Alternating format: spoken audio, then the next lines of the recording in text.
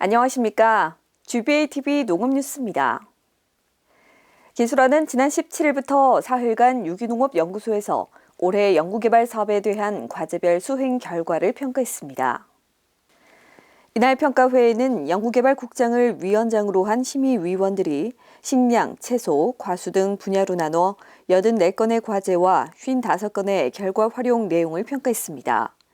주요 과제로는 가공특수 및 품종 육성을 비롯해 옥수수 신품종 육성, 무가온 하우스 가지 곤 피해 경감 기술, 산소 발생제를 이용한 참외 생육관리 기술 등으로 우수 연구 결과가 도출될 수 있도록 평가가 이루어졌습니다.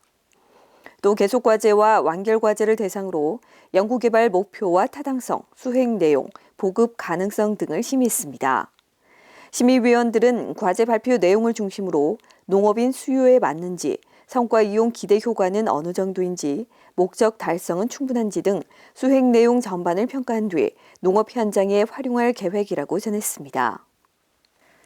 기술원은 지난 18일과 19일 이틀간 새해 농업인 실용교육을 담당할 시군 농촌지도직 공무원 200여 명을 대상으로 2022 새해 농업인 실용교육 도단위 현장 강사 교육을 실시했습니다.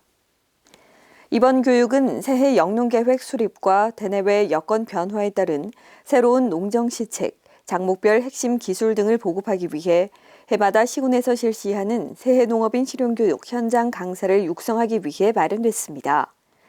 교육은 공통과정과 전문과정으로 나눠 코로나19 확산 방지를 위해 소규모 또는 비대면으로 진행됩니다.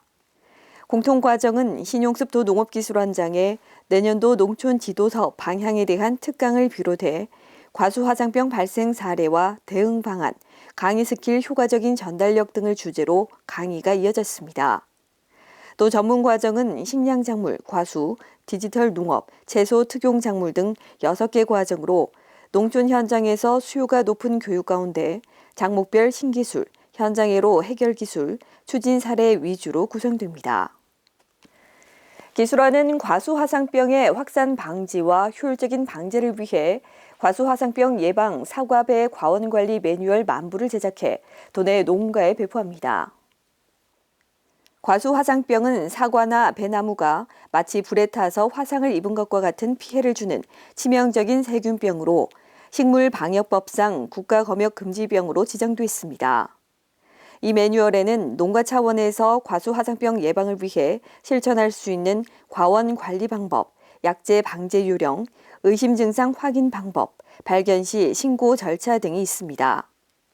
신용습 도농업기술원장은 과수화상병에 감염돼 땅에 묻어야 했던 농가들의 마음을 위로하며 더 이상의 피해가 발생하지 않도록 보탬이 되는 매뉴얼을 제작하게 됐다고 밝혔습니다. 한편 기술원은 지난 6월 안동에서 과수화상병이 처음 발생한 이후 12농가 7.1헥타르의 사과 과원을 매몰했으며 농업인과 공무원, 유관기관의 적극적인 대처로 27일 만에 더 이상 확산되지 않는 성과를 거뒀습니다. 다음은 농업기술원의 간추린 뉴스입니다. 생물자원연구소는 한약재로 주로 쓰이는 마를 식품으로 간편하게 섭취할 수 있도록 조직감이 개선된 마 젤리와 그 제조 방법을 특허 출원했습니다. 기술원은 4차 산업혁명을 선도하는 디지털 육종 기반을 조성하기 위해 경상북도 신품종 육성 중장기 계획을 수립하고 책자를 발간했습니다. 이 책자에는 경북의 주요 특화 작목인 벼, 콩, 마 등 13작물에 대해 133품종을 개발, 고부가가치를 창출하는 종자산업으로 육성하기 위한 중장기 계획이 담겨 있습니다. 기술원은 지난 2018년부터 3년간 청년 농업인 자립기반 구축사업 대상자의 경영 상태와 단위 면적당 농가 소득 변화, 도득 증가 요인 등 성과를 조사하고 발전 방안을 모색합니다. 상주감연구소는 지난 15일부터 한시적으로 연구소를 개방해 홍시 따기 체험 행사를 합니다. 이번 행사는 옛 추억을 떠올리며 맛있는 홍시를 따먹는 힐링의 시간을 제공하게 되며 체험 신청은 사전 예약제로 상주감연구소로 하면 됩니다.